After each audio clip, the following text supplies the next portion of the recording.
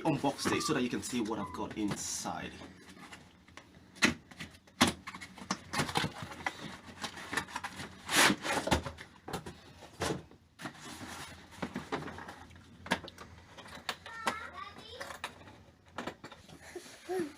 Right, so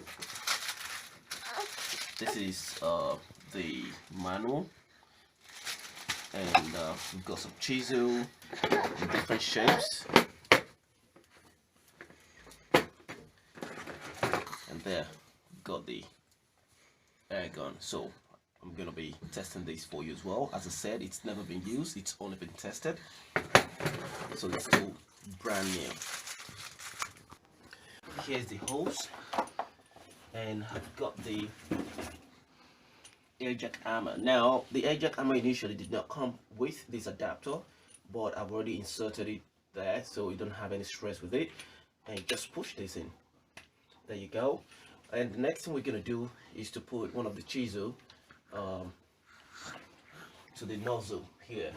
So let's see which one I'll be using. This, and right here we've got the holder. Okay, so right here you can see the positioning of the holder and the chisel. So in the same vein, I'm just gonna put this in this way, and right here it goes in, and you can screw it up, and then you just screw it in the clockwise manner.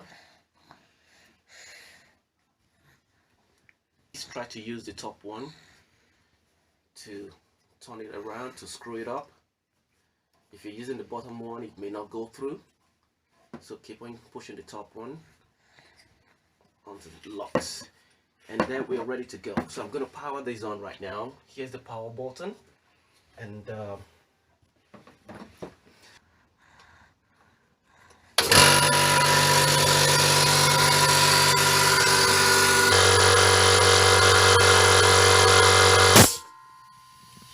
alright, so once it gets to the maximum pressure that you set it to, it's gonna cut out. Now the work has just begun, so I can start using it from this point.